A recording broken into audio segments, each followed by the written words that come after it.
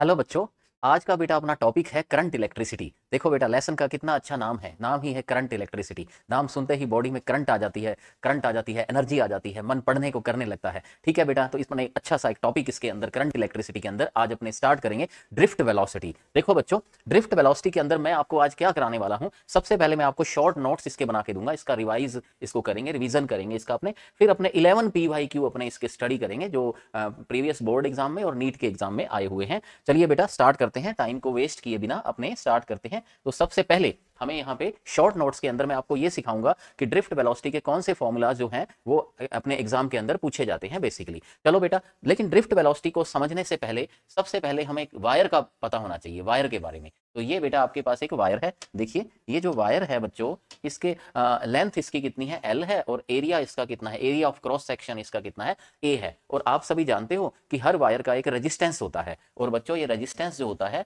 उसकी लेंथ के तो डायरेक्टली प्रोपोर्शनल होता है। लेंथ को स्मॉल एल से लिखा है तो स्मॉल एल से लिख सकते हैं लेंथ को, और एरिया ऑफ क्रॉस सेक्शन के ये इनवर्सली प्रोपोर्शनल होता है। अगर इसको कंबाइन रूप में लिखा जाए, कंबाइन फॉर्म में हम कह सकते हैं R proportional to L by A। यहाँ बच्चों प्रोपोर्शनल का साइन जब अपने हटाते हैं तो यहाँ पर हम एक कांस्टेंट लगाते हैं, R is equal to rho L by A।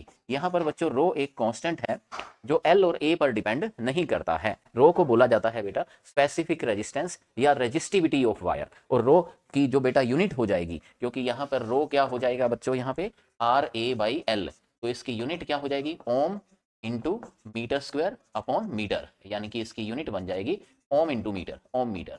ठीक है, और ये रो को क्या बोलते हैं बेटा, रेजिस्टिविटी बोला जाता है। एक बेटा टर्म होती है कंडक्टिविटी, सिग्मा। कंडक्टिविटी होती है 1 अपॉन रेजिस्टिविटी, तो इसकी यूनिट बेटा क्या हो जाएगी कंडक्टिविटी की, 1 अपॉन ओम इंटू मीटर, और 1 अपॉन ओम को बेटा महो बोलते हैं, महो पर मीटर। ठीक है, 1 अपॉन ओम यानी कि ये होता है ओम पावर -1, जिसे हम MHO यानी कि महो बोलते हैं। तो बेटा ये छोटे छोटे क्वेश्चन हैं जो पूछे गए हैं, ये भी एग्जाम के अंदर पूछा गया, रेजिस्टिविटी की यूनिट क्या होती है, कंडक्टिविटी की यूनिट क्या होती है, पर ये सिंपल बातें हैं, ये आपको आती हैं सभी बातें, जस्ट मैंने एक रिवीजन के लिए इसको लिया है। अब बेटा मैं आपको ये बताता हूँ यहाँ पर कि अगर अपने बेटा एक वायर लें, ठीक है, और इस वायर को अपने सेल के साथ कनेक्ट कर दें, तो सेल इसको क्या देगा, करंट देगा। अपना चैप्टर का नाम ही है करंट इलेक्ट्रिसिटी, तो बेटा सेल क्या करेगा, इसको करंट देगा I। ठीक है, सेल क्या करेगा, इसको करंट देगा। और इस वायर की जो लेंथ है वो L है, एरिया ऑफ क्रॉस सेक्शन इसका जो है वो A है, और इस वायर के अंदर जब इसमें करंट आएगी तो वायर में बेटा किसका फ्लो होता है, इलेक्ट्रॉन्स का। तो यहाँ इलेक्ट्रॉन चल रहे हैं जिनकी स्पीड होती है ड्रिफ्ट वेलोसिटी, VD का मतलब होता है ड्रिफ्ट वेलोसिटी। इलेक्ट्रॉन की जो स्पीड होती है वायर के अंदर उसे ही तो हम ड्रिफ्ट वेलोसिटी बोलते हैं।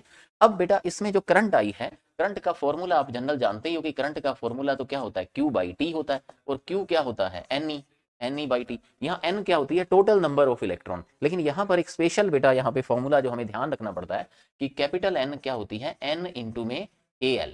ठीक है, यहाँ स्मॉल n है, कैपिटल N क्या है, स्मॉल n इंटू में AL। स्मॉल n क्या है बेटा, यूनिट वॉल्यूम के अंदर नंबर ऑफ इलेक्ट्रॉन, और AL क्या होता है, वॉल्यूम। क्योंकि आपको पता है ना बेटा वॉल्यूम क्या होता है सिलेंड्रिकल वायर का, पाई आर स्क्वायर L, या इसे हम क्या बोलते हैं, AL बोलते हैं। तो ये तो बेटा वॉल्यूम हो गया, तो टोटल नंबर क्या हो जाएगी, ध्यान से सुनो, टोटल नंबर क्या होती है बेटा, यूनिट वॉल्यूम की नंबर इंटू में पूरा वॉल्यूम, तो ये टोटल नंबर आ जाती है। यहाँ पे ये बात ध्यान रखनी होती है, कैपिटल N और स्मॉल n में क्या रिलेशन होता है। ठीक है, तो स्मॉल n का क्या फॉर्मूला हो जाएगा, NaL E बाई E। ठीक है, और बच्चों यहां से बच्चों ये आप जानते ही हो कि ड्रिफ्ट वेलोसिटी का क्या फॉर्मूला होता है, वेलोसिटी का क्या फॉर्मूला होता है बताओ, डिस्टेंस अपॉन में टाइम। एक जनरल जो वेलोसिटी होती है, वेलोसिटी का जो जनरल फॉर्मूला होता है डिस्टेंस अपॉन टाइम। तो L बेटा इसकी डिस्टेंस हो गई, वायर की लेंथ हो गई, ये इलेक्ट्रॉन इतनी डिस्टेंस इस वायर के अंदर चलता है, तो डिस्टेंस अपॉन टाइम क्या हो जाए, L बाई टी क्या हो जाएगी, वेलोसिटी। तो I का बच्चों फॉर्मूला बन जाएगा NaEVD। ये फॉर्मूला बेटा हमारे लिए बहुत इंपॉर्टेंट फॉर्मूला है। ठीक है, इसके ऊपर क्वेश्चन डायरेक्ट भी पूछा गया है कई बार बोर्ड एग्जाम के अंदर, थ्योरी में क्वेश्चन पूछा गया कि करंट और ड्रिफ्ट वेलोसिटी में रिलेशन को डिराइव कीजिए। तो बेटा एक छोटा सा डेरिवेशन आप इसका बता सकते हैं। अब बेटा यहाँ स्मॉल n क्या है, ये आपको लिखना होगा कि स्मॉल n क्या है बेटा, यहाँ पे number of free electrons in unit volume, number of free electrons in unit volume. ठीक है बेटा, यूनिट वॉल्यूम की नंबर है, क्योंकि टोटल नंबर नहीं है, टोटल नंबर क्या होती है, कैपिटल N होती है। अब बच्चों क्या होता है इसमें, जो ड्रिफ्ट वेलोसिटी होती है ना VD, इसका फॉर्मूला एक और भी अपने फाइंड करते हैं। यहाँ पर आपने जो सीखा हुआ है कैसे फाइंड करते हैं, मैं आपको शॉर्ट ट्रिक बताता हूँ। वेलोसिटी का बेटा फॉर्मूला होता है U प्लस AT, और यहाँ पर U हम लेंगे जीरो, कब, जब सेल लगाया ही नहीं था, सेल लगाने से पहले। जब बेटा सेल ही नहीं लगाया तो फिर इलेक्ट्रॉन ने इलेक्ट्रिक फील्ड के कारण चलना स्टार्ट भी नहीं किया, ठीक है। इलेक्ट्रॉन की जो मोशन थी ड्यू टू सेल वो क्या थी, अभी जीरो थी, यानी कि उसकी इनिशियल वेलोसिटी क्या थी, जीरो थी। तो वेलोसिटी बेटा किसके इक्वल आ जाएगी, ए इंटू में टी आ जाएगी। लेकिन ये वेलोसिटी अलग अलग होती है ना बेटा, तो हम इसका एवरेज निकालते होते हैं और इसके एवरेज को ही हम बोलते हैं ड्रिफ्ट वेलोसिटी। और एवरेज जो टाइम होता है उसको टो बार से लिखते हैं। ये टाइम ही होता है बेटा, लेकिन आपको पता है कि हम टाइम को यहाँ टो बार से, तो v is equal to u plus at वाला ही है ये formula, v is equal to at समझ लो, लेकिन यहाँ टाइम को हम किससे रिप्रेजेंट करते हैं, टो बार से। और एक्सीलरेशन बच्चों, क्योंकि इलेक्ट्रॉन पर फोर्स क्या होता है, F is equal to q e, electric force क्या होता है, F is equal to q e, लेकिन इलेक्ट्रॉन पर क्या होगा, ई, और फोर्स क्या होता है, मास इंटू एक्सीलरेशन। तो बच्चों यहाँ ए का वैल्यू क्या हो जाएगा, ई बाई एम हो जाएगा। तो वीडी का जो पूरा फॉर्मूला हो जाएगा, यहाँ ए की वैल्यू हम यहाँ और पुट कर देंगे। तो अब बेटा क्या होगा, ये तो फॉर्मूला अपना हो ही गया। अब इसको कितने टाइप से न्यूमेरिकल्स में पूछा जाता है, देखो I is equal to n a e v d. अब वी डी का फॉर्मूला यहाँ क्या है, ए टो बार, और ए की वैल्यू भी लगा दो, तो ये क्या हो जाएगा, ई बाई एम इंटू में टो बार, ये बेटा हो जाएगा। नेक्स्ट बात, next line, I is equal to, इसको थोड़ा सही करके मल्टीप्लाई कर दो, n a e square by m into में टो बार, और ये बाहर ले लो कैपिटल ई। ये बेटा जो मैंने अंदर लिया ये सभी कांस्टेंट होते हैं, क्योंकि स्मॉल एन क्या होती है, यूनिट वॉल्यूम के अंदर फ्री इलेक्ट्रॉन। ये एक मेटल के लिए उसकी प्रॉपर्टी होती है, मेटल के लिए कांस्टेंट रहते हैं। ए क्या है, area of cross section wire का, ये भी एक वायर के लिए उसका फिक्स होता है, कांस्टेंट होता है। एम क्या है, मास ऑफ इलेक्ट्रॉन, आपको पता है इलेक्ट्रॉन का मास और चार्ज दोनों इलेक्ट्रॉन के लिए फिक्स होते हैं। ई है इलेक्ट्रॉन का चार्ज। और टो बार भी बेटा क्या होता है, 10⁻⁻14 सेकंड होता है, आपने पढ़ा हुआ है। ये भी मेटल के लिए इसकी एवरेज वैल्यू क्या होती है, कांस्टेंट होती है। ई क्या होता है, सेल का इलेक्ट्रिक फील्ड। ये बेटा अलग अलग हो सकता है, सेल अगर आप ये ज्यादा हाई पावर का लगाओगे तो इसका इलेक्ट्रिक फील्ड ज्यादा होगा, ठीक है। और इस इलेक्ट्रिक फील्ड की बच्चों जो वैल्यू होती है, सेल का जो इलेक्ट्रिक फील्ड होता है उसकी वैल्यू क्या होती है, V बाई डी होती है। लेकिन हम d के बजाय जो डिस्टेंस है वो यहाँ पे किससे रिप्रेजेंट की है, L से। तो यहाँ E का अपने फॉर्मूला भी पुट करेंगे V बाई एल। तो I बच्चों क्या हो जाएगा, n a e square tau bar by m into में V बाई एल हो जाएगा। यहाँ से बच्चों V बाई आई कितना आ जाएगा, V बाई आई। तो V बाई आई ये क्या बन जाएगा बताओ, ml by n a e square tau bar. और जो V बाई आई होता है बेटा इसे R बोलते हैं, क्योंकि ओम्स लॉ क्या होता है, V is equal to I r. तो रेजिस्टेंस क्या हो जाएगा, V बाई आई। तो हम यहाँ पे V बाई आई को क्या बोलेंगे, R। तो R का फॉर्मूला क्या बन जाएगा, ml by n a e square into में टो बार। और यहाँ से अगर हम इसको ऐसे लिखें, R A, देखो क्रॉस मल्टीप्लाई कर दिया, A इधर आ गया, L नीचे आ गया, तो ये क्या बन जाएगा बताओ, m by n e square tau bar, ठीक है। आर ए बाई एल को बेटा क्या बोला जाता है, रो, क्योंकि रो क्या होता है, देखो आर ए बाई एल और सिग्मा क्या होती है, 1 बाई रो।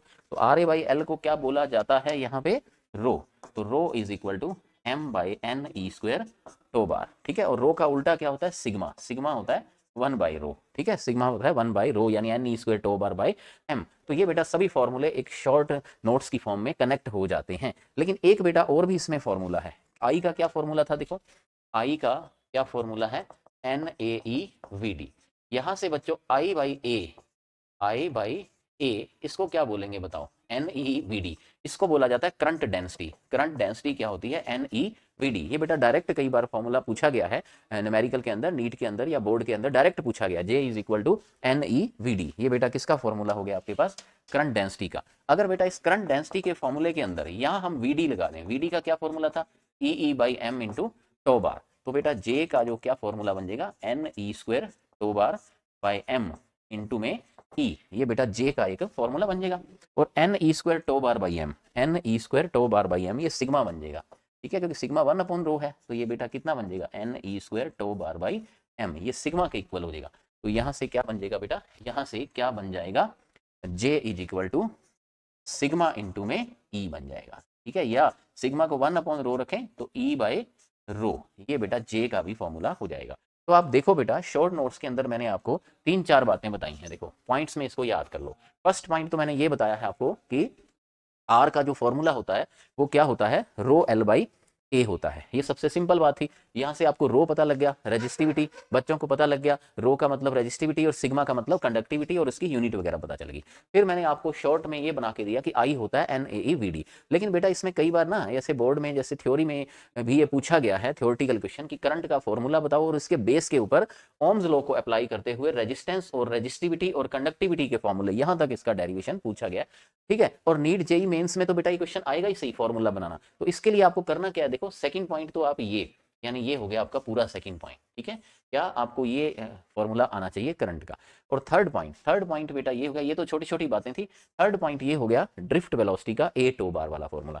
फिर इन दोनों को जब मिलाएंगे अपने तो फॉर्मूले आ जाएंगे, क्योंकि अपने वीडी की वैल्यू लगाएंगे इसमें। तो फोर्थ पॉइंट ये हो गया कि वीडी की वैल्यू लगा के आपको आर और रो और सिग्मा बनाने। और फिफ्थ पॉइंट क्या है कि आई के फॉर्मूले से आपको जे में जाना, करंट डेंसिटी में जाना, और जे और सिग्मा और ई में रिलेशन को डिराइव करना। ये बेटा आपकी थ्योरी पूरी रिवाइज हो गई है। ठीक है, आपने बेटा पढ़ी हुई है, वैसे जहां भी आपके स्कूल में या कोचिंग में पढ़ रहे हैं तो सभी बच्चों ने थ्योरी पढ़ी हुई है। मैंने आपको बेटा शॉर्ट नोट्स इसके बना के दे दिए ताकि आपको एग्जाम के टाइम के ऊपर रिवीजन बहुत ईजिली इसका हो सके। अब बेटा अपने स्टार्ट करते हैं न्यूमेरिकल। अब आपको देखो न्यूमेरिकल करने में बहुत ईजी लगेंगे। ठीक है बेटा, अब बहुत मजा आएगा आपको न्यूमेरिकल करने में। चलिए अभी सभी PYQ स्टार्ट करते हैं बच्चों। ठीक है, नेक्स्ट हमारा क्वेश्चन नंबर है 1। देखो इसमें बेटा क्या पूछा गया है आपसे, करंट डेंसिटी पूछी गई है। ठीक है, डायरेक्ट देखो आपको करंट डेंसिटी का फॉर्मूला पूछा गया है। अब बच्चों देखो रिवाइज करो कैसे, I is equal to NaEVD और I बाई ए ये क्या बन जाएगा NeVD, और इसी को तो बेटा J बोलते हैं। तो J का फॉर्मूला क्या हो जाएगा NeVD, डायरेक्ट आपका आंसर आ जाएगा। ठीक है, तो देखो मैंने आपको बताया था ये बेटा कितना इजी है। ठीक है, डायरेक्ट शॉर्ट नोट से ये हो जाता है। नेक्स्ट न्यूमेरिकल देखो, SI यूनिट ऑफ मोबिलिटी। ये बेटा आपको मैं बताता हूं मोबिलिटी क्या होती है। यहाँ पे देखो हमने बेटा अभी ड्रिफ्ट वेलोसिटी का फॉर्मूला बनाया था A इंटू में टो बार। VD का फॉर्मूला आपने याद किया था A इंटू में टो बार।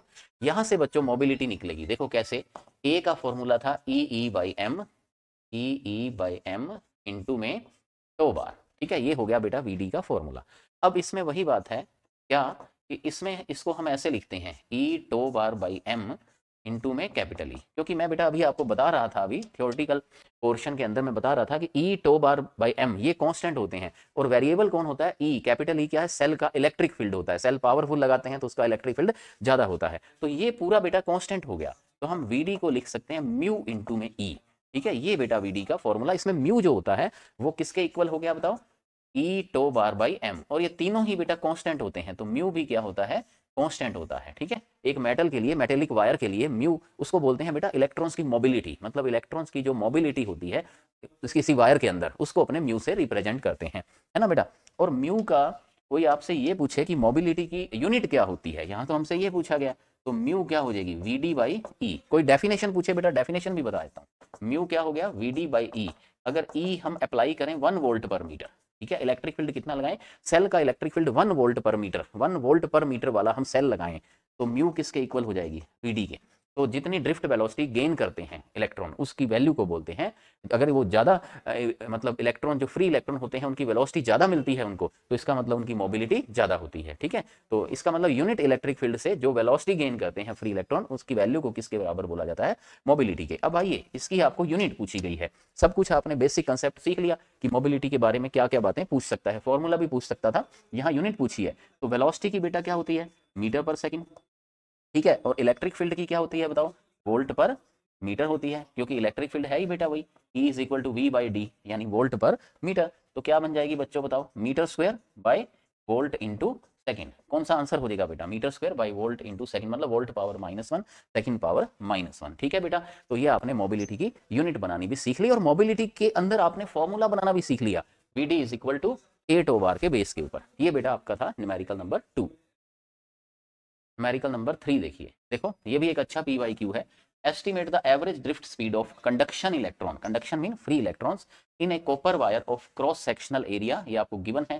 ठीक है, एक करंट इतनी वायर में चल रही है, डेंसिटी ऑफ कंडक्शन इलेक्ट्रॉन जो है वो इतनी है 9 × 10⁻28 मीटर -3, इसका मतलब पर मीटर क्यूब। ये बेटा स्मॉल n की वैल्यू है, ध्यान से देखो, क्योंकि स्मॉल n आपको बेटा कितना दिया गया है, 9 × 10⁻28 पर मीटर क्यूब, जिसको मीटर की पावर -3। तो बेटा यूनिट से आप पहचानो कि स्मॉल n आपको गिवन है। ठीक है, यूनिट वॉल्यूम के अंदर नंबर ऑफ फ्री इलेक्ट्रॉन आपको गिवन है। ठीक है, और क्या बेटा आपको गिवन है, देखो एरिया भी आपको गिवन है, ठीक है, ये रहा एरिया। करंट भी आपको गिवन है, पूछा क्या गया है, ड्रिफ्ट वेलोसिटी।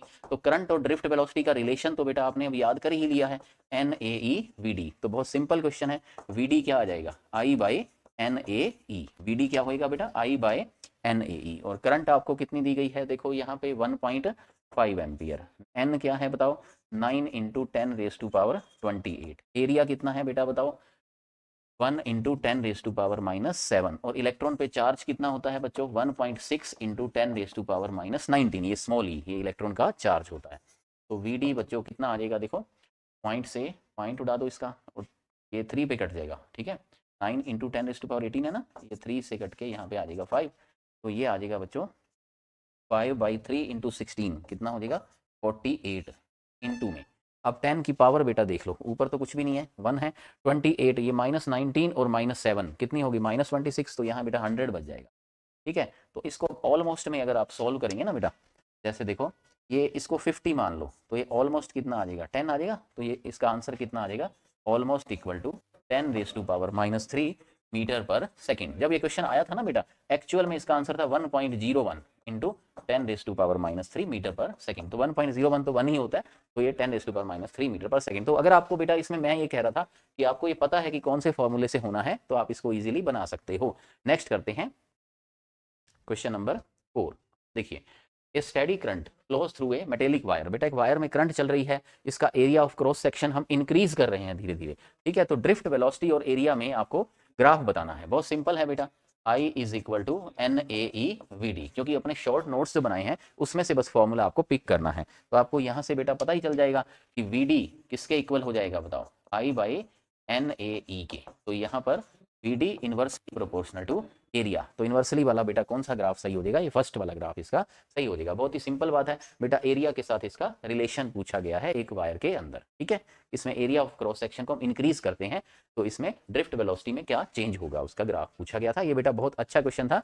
ठीक है, ये क्वेश्चन बेटा नीट में आया हुआ है, प्रीवियस नीट एग्जाम का क्वेश्चन है। ठीक है, ये मैंने भी वहीं से डायरेक्टली उसको पिक किया है। नेक्स्ट बात करें आगे, देखो बेटा नेक्स्ट क्वेश्चन, इसमें क्या है, आपको 2 कंडक्टिंग वायर दिए गए हैं। ठीक है, उनका डायामीटर सेम है। ठीक है, but made of different material joint in series. तो बेटा 2 वायर क्या हैं आपको दिए गए हैं, जिनको सीरीज में इन्होंने लगाया गया है। ये फर्स्ट वायर समझ लीजिए, और ये आप समझ लीजिए कि ये सेकंड वायर है। ठीक है, इनको सीरीज में ऐसे कनेक्ट कर दिया गया है, यहाँ से इनको कनेक्ट कर दिया गया है। अब इनमें क्या है, नंबर ऑफ डेंसिटी। ठीक है, नंबर डेंसिटी ऑफ इलेक्ट्रॉन इसमें ए वाले में 1.5 टाइम्स है। ये ए वायर है, ये बी वायर है, और ये कह रहा है एन ए जो है वो 1.5 टाइम्स है एन बी की नंबर ऑफ डेंसिटी।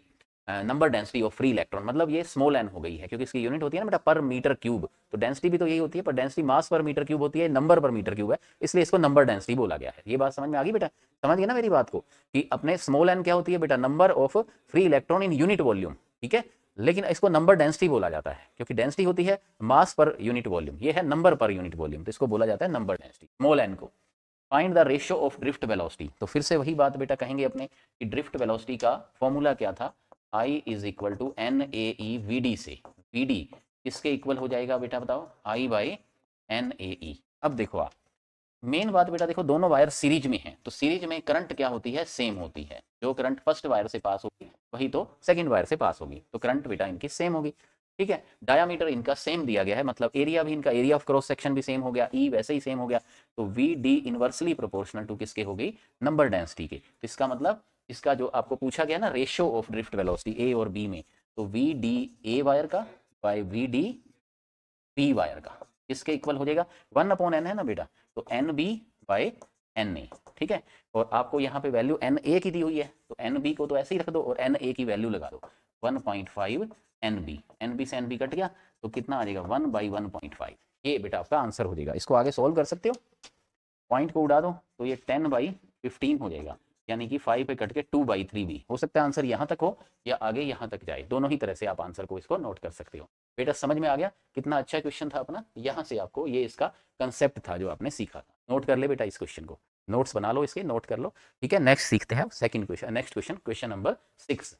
देखो, when a potential difference V is applied across a conductor at temperature T, the drift velocity of electrons is proportional to। drift velocity बेटा डिपेंड कैसे करती है, किस किस बात के ऊपर डिपेंड करती है, ये आपको यहाँ पे बताना है। देखो, बेटा फिर से वही बात कहेंगे, आई क्या होता है बताओ, n a e v d, तो वी डी बेटा क्या हो जाएगा बताओ, I by n a e.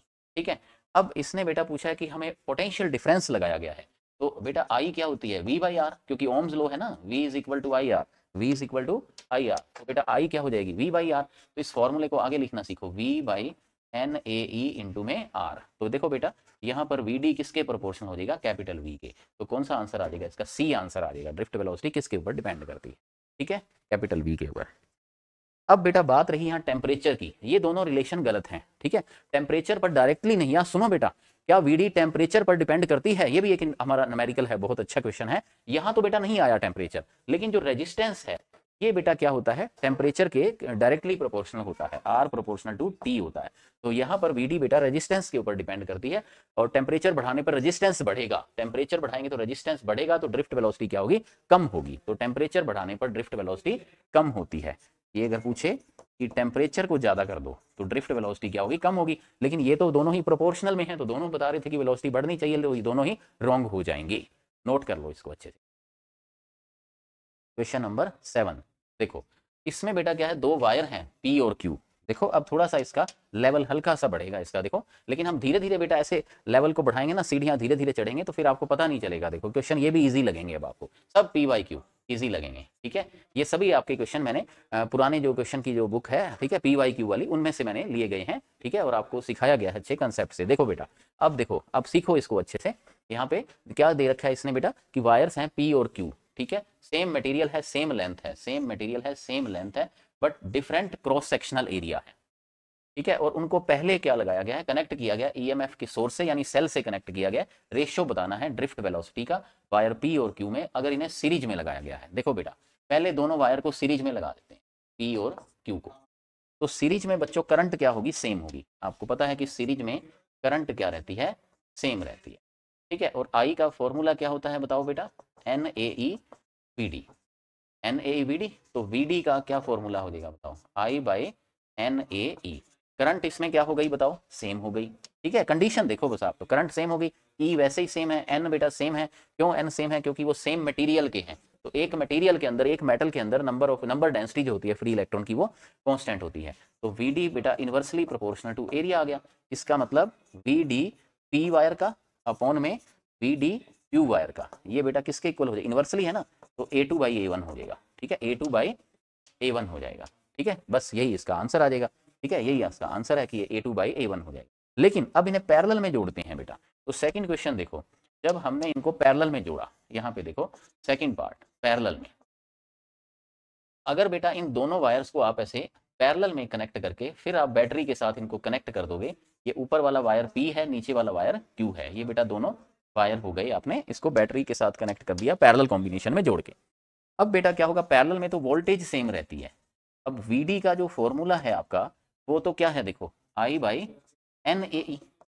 अब करंट तो सेम नहीं होती है, क्योंकि बेटा पैरेलल कॉम्बिनेशन में तो करंट डिवाइड हो जाती है, I1 और I2 के अंदर जो करंट आती है, तो ये करंट इनमें सेम नहीं रहती है, करंट इनमें डिवाइड हो जाती है, ठीक है। लेकिन इनमें पोटेंशियल डिफरेंस सेम रहता है, तो हम ऐसे करते हैं, I को V बाई आर में कन्वर्ट कर देते हैं। हम क्या करते हैं, I को V बाई आर, आई की जगह पे V by r, ohm's law का हम यूज करते हैं, ओके।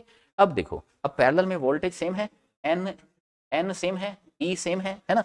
अब देखो आर की बात, एरिया भी है लेकिन इसके साथ में आर भी है बेटा, तो आर को हम क्या लिख सकते हैं बताओ, रो एल बाई ए लिख सकते हैं। तो इसको आगे बढ़ाते हैं, वी बाई एन ए ई, और आर को बेटा लिखते हैं रो एल बाई ए। तो यहाँ पे देखो बच्चों क्या हुआ कि एरिया से एरिया तो कट गया। ये बेटा बहुत ही अच्छा क्वेश्चन था, ठीक है, इसमें बच्चों ने बहुत, जब आया था तो बच्चों ने मिस्टेक की थी इसमें, यहाँ पे इसमें एरिया बेटा कट गया और बाकी सब कुछ देखो कांस्टेंट है, क्योंकि लेंथ वगैरह आपको सब सेम दी गई है, लेंथ भी सेम है, रो एक मेटल के लिए सेम रहता है, ई और एन कांस्टेंट होते हैं, वी पैरेलल कॉम्बिनेशन में कांस्टेंट होता है, और ए से ए कट ही गया। इसका मतलब बेटा वी डी क्या हो जाएगा, सेम हो जाएगा फॉर पी एंड क्यू। अब जब सेम होता है तो उसका बेटा रेशियो कितना आएगा बताओ, 1:1 आएगा, ऑब्वियस बात है ना।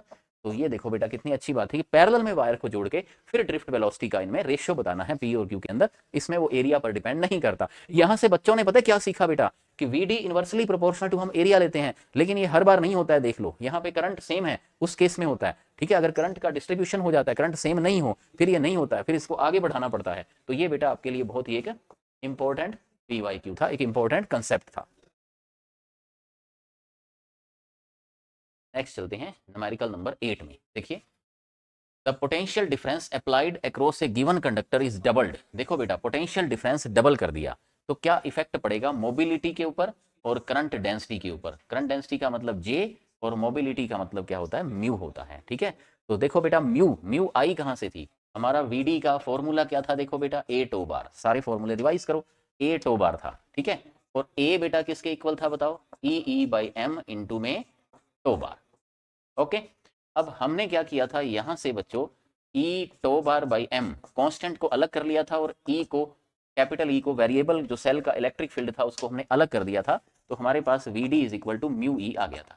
तो म्यू को बेटा हम कहते हैं मोबिलिटी। तो अब ये कह रहा है पोटेंशियल डिफरेंस को डबल कर दो, तो बेटा म्यू तो इसके ऊपर डिपेंड ही नहीं करती ना, ये तो ई टो बार बाई एम होती है, और ई और एम और टो बार जो होते हैं ये तो कांस्टेंट रहते हैं बेटा, तो इसका मतलब म्यू जो होती है वो डिपेंड नहीं करती है। ठीक है, तो फर्स्ट जो है मोबिलिटी के ऊपर कोई इफेक्ट नहीं होगा, यानी कि म्यू क्या बनी रहेगी, कांस्टेंट बनी रहेगी। क्यों कांस्टेंट बनी रहेगी, क्योंकि म्यू प्रोपोर्शनल टू वी की पावर 0। वी क्या है यहाँ, बड़ा वी, कैपिटल वी क्या है यहाँ, पोटेंशियल डिफरेंस ऑफ सेल, तो उसके ऊपर बेटा मोबिलिटी डिपेंड नहीं करेगी इस केस के अंदर। लेकिन अब बच्चों क्या होगा, करंट डेंसिटी जे। अब जे बेटा देखो, जे क्या होता है बताओ, आई बाई ए होता है, और आई क्या होता है, वी बाई आर होता है, ओम्स लो। ठीक है, v is equal to I r, I is equal to v by are.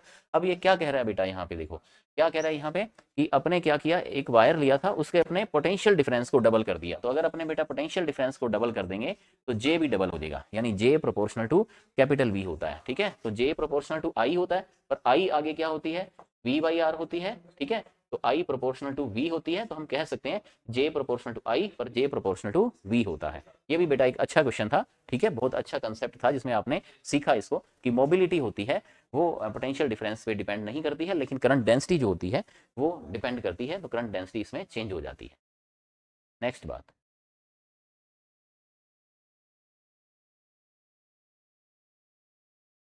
Next numerical कीजिए 9 नंबर। देखो बेटा, इसमें क्या दे रखा है कि potential difference V is applied across a conductor of length L and cross sectional area A। Briefly explain how the current density J in the conductor will be affected if potential difference is double. तो ये तो बेटा previous ही question हो गया कि current density कैसे depend करती है, J प्रोपोर्शनल टू V होती है। ये तो रिवाइज हो गया आपका, तो A पार्ट का तो आंसर वही है जो पीछे वाला क्वेश्चन था कि J प्रोपोर्शनल टू V होती है। बेटा ये कैसे बना, ये पीछे वाले क्वेश्चन में इसका सेकंड पार्ट था। लेकिन बेटा इसमें एक नई बात पूछी गई है, देखो ये देखो कितना इंपॉर्टेंट पीवाईक्यू है बेटा, एग्जाम में कितना अच्छा क्वेश्चन पूछा गया था कि अगर कंडक्टर को ग्रेजुअली स्ट्रेच किया जाए, मतलब खींचना बेटा, तार को ऐसे खींचा जैसे च्युइंगम को खींचते हैं बेटा। ठीक है, जैसे आप रबड़ को खींचते हो, आपने तार को खींचा, खींचने पर क्या हो गया बेटा, च्युइंगम सोचो, तार क्या हो गया, पतला हो गया। ठीक है, तार क्या हो गया, पतला हो गया, उसका एरिया ऑफ क्रॉस सेक्शन कम हो गया, लेंथ उसकी बढ़ गई लेकिन उसका एरिया ऑफ क्रॉस सेक्शन कम हो गया। तो जो बेटा स्ट्रेचिंग का जो प्रोसेस होता है ना, उसमें आपने क्या सीखा हुआ है, यहाँ पे रिवाइज कर दो। स्ट्रेचिंग में बेटा वॉल्यूम कांस्टेंट रहता है, तार तो वही है ना, ठीक है, मटेरियल तो उसमें वही है, तो वॉल्यूम क्या होता है बच्चों, आपको भी आज बताया था AL। तो स्ट्रेचिंग जो प्रोसेस होता है, स्ट्रेचिंग प्रोसेस को मैं यहाँ समझा रहा हूँ साइड में, A1 L1 is equal to A2 L2। और स्टार्टिंग में क्या था, ये A और L थे। ठीक है, स्टार्टिंग में क्या था, ये A और L थे, बाद में इतना खींचा कि उसका एरिया ऑफ क्रॉस सेक्शन बच्चों हाफ हो गया, तो उसकी लेंथ L2 कितनी हो जाएगी, डबल हो जाएगी ना बेटा, A से A कट गया तो L2 कितना आ जाएगा, 2L। ठीक है, वैसे भी सोचो बेटा, V है AL, एक बार कॉमन सेंस से सोचो कि एरिया आधा कर दिया तो लेंथ डबल, तभी तो वॉल्यूम उसका कांस्टेंट रहेगा ना, A इंटू L है, एक चीज को इंटू 2 कर रहे हैं तो दूसरे को हाफ करना पड़ेगा, या एक को हाफ कर रहे हैं तो दूसरे को इंटू 2, तो एरिया हाफ हो रहा है तो लेंथ इसकी डबल हो जाएगी। ठीक है, ये बात। अब देखो बेटा इस चीज का कि अगर हमने वायर को खींचकर उसका एरिया हाफ कर दिया पर पोटेंशियल डिफरेंस सेम रखा, तो इस चीज का करंट डेंसिटी के ऊपर क्या इफेक्ट पड़ेगा। देखो बेटा, तो इसका बी पार्ट ये बहुत आपके लिए इंपॉर्टेंट है। ठीक है, मैं आपको एक्सप्लेन करता हूँ बहुत इजी वे में। देखो करंट डेंसिटी बेटा क्या होती है, J is equal to I by A थी, अपनी करंट डेंसिटी क्या थी, आई बाई ए थी। अब देखो बेटा इसमें पोटेंशियल डिफरेंस जो है वो सेम रखा है, तो पहले तो आई को आप कन्वर्ट कर लो V बाई आर में, V बाई आर में। ठीक है, फर्दर अब बात करो R की, तो R बेटा क्या होता है, रो L बाई ए होता है। तो देखो यहाँ पे बच्चों क्या हुआ, एरिया से एरिया तो कट गया, तो एरिया का तो इस केस में कोई इफेक्ट होने वाला नहीं है, एरिया का इफेक्ट नहीं होगा, लेकिन लेंथ का तो रहेगा ना बेटा, पोटेंशियल डिफरेंस सेम है, रो कांस्टेंट होता है एक वायर के लिए, तो J क्या आ जाएगा, इनवर्सली प्रोपोर्शनल टू L हो जाएगा, और L बेटा डबल हुई है, 2L हुई है, तो L डबल हुई है तो J क्या हो जाएगा बच्चों, हाफ हो जाएगा। ठीक है, यानी J बाई 2 हो जाएगा। ठीक है, पहले जे था तो अब क्या हो जाएगा, जे स्मॉल जे या कैपिटल जे जो भी है, तो अब जे बाई 2 हो जाएगा। ये बेटा बहुत अच्छा कंसेप्ट था स्ट्रेचिंग वाला, ठीक है, ये आपको ध्यान में रखना है बेटा। कितना अच्छा न्यूमेरिकली आया था, प्रीवियस एग्जाम में से लिया गया है, इसको भी सभी वहीं से लिए गए हैं। देखो क्वेश्चन नंबर 10, ये भी PYQ है, अपनी सीरीज ही PYQ की है। देखो बेटा न्यूमेरिकल नंबर 10, ठीक है, इसमें क्या है, स्टेडी करंट चल रही है एक वायर AB में, एक वायर AB में करंट चल रही है, लेकिन ये वायर बेटा आगे से चौड़ा ब्रॉड होता जा रहा है, यानी इसका एरिया लगातार बढ़ता जा रहा है। तो एरिया बढ़ने पर इलेक्ट्रिक फील्ड पर क्या इफेक्ट होगा और ड्रिफ्ट वेलोसिटी पर क्या इफेक्ट होगा। पहले बेटा एक चीज देखो, ये पूरा वायर है, ये ब्रॉड हो रहा है, इसका एरिया बढ़ रहा है, लेकिन करंट तो बेटा सेम ही रहेगी ना, क्योंकि सीरीज में ही है ना, वायर तो एक ही है, रास्ता तो एक ही है ना। तो करंट बेटा पूरे तार में जो सेल से आएगी वही इस पूरे वायर में A से B तक जाएगी। तो करंट क्या रहेगी इस केस में, सेम रहेगी, ठीक है। अब करंट बेटा सेम रहेगी, तो अब I क्या होता है, NaEVD, I तो वही होता है NaEVD। तो यहां से बच्चों VD क्या हो जाएगा बताओ, I बाई NaE। अब करंट सेम है, N और E वैसे सेम है, तो VD inversely proportional to area, यानी कि अगर एरिया बेटा बढ़ता जाएगा तो VD क्या होता जाएगा, कम होता जाएगा। तो एरिया बढ़ेगा तो ड्रिफ्ट वेलोसिटी क्या होगी, उसमें कम हो जाएगी। ये आप समझ गए, बहुत इजीली समझ गए। नेक्स्ट बात, इलेक्ट्रिक फील्ड के ऊपर क्या इफेक्ट पड़ेगा। पहले मैं आपको जे का इफेक्ट भी सिखाता हूं बेटा। जे क्या होता है, I बाई ए, ठीक है, क्लियर। तो अब देखो I तो कांस्टेंट है क्योंकि सीरीज में ही है पूरा वायर, तो जे भी क्या हो गया, इनवर्सली प्रोपोर्शनल टू ए। तो एरिया बढ़ेगा तो करंट डेंसिटी भी क्या होगी, कम होगी, क्योंकि करंट डेंसिटी भी पूछ सकता है। अब इलेक्ट्रिक फील्ड देखो बेटा, क्योंकि जे होता है सिग्मा इनटू में ई, तो जे खुद प्रोपोर्शनल टू ई होता है, यानी कि अगर जे कम होगा तो बेटा ई भी कम होगा, क्योंकि इस फॉर्मूले में सिग्मा तो कांस्टेंट होती है गिवन वायर के लिए। तो इसका मतलब क्या हुआ कि ए से बी जाने पर, एरिया बढ़ने पर ड्रिफ्ट वेलोसिटी भी कम होगी, करंट डेंसिटी भी कम होगी, इलेक्ट्रिक फील्ड भी कम होगा, लेकिन करंट क्या रहेगी, कांस्टेंट बनी रहेगी। तो सभी क्वांटिटीज को आप इस तरह से इजीली इसको समझ सकते हैं बेटा, ठीक है। नेक्स्ट देखो, लास्ट क्वेश्चन है 11 नंबर न्यूमेरिकल। देखो ये बेटा वही है जो 10 नंबर था, 2 बार आया था क्वेश्चन। एक वायर है जिसका क्रॉस सेक्शनल एरिया इंक्रीज हो रहा है linearly from one end to other. ये बेटा क्या, यही क्वेश्चन है, लेकिन इसको 2 बार पूछा गया था लैंग्वेज चेंज करके। देखो तो इसमें डायग्राम बना हुआ है, उसमें लैंग्वेज फॉर्म में पूछा कि ए से बी जाने पर इसका एरिया क्या हो रहा है, लीनियरली इंक्रीज हो रहा है। इसे बैटरी V वोल्ट से जुड़ा गया है। Which of the following quantities remain constant in wire. तो कौन सी क्वांटिटी बेटा कांस्टेंट रहती है, तो अभी आपने क्या देखा था, करंट सेम रहती है इसमें बच्चों, तो इसमें करंट सेम रहती है, इलेक्ट्रिक करंट इसमें सेम रहती है, तो I क्या रहती है इसमें, सेम रहती है। आंसर तो हो गया।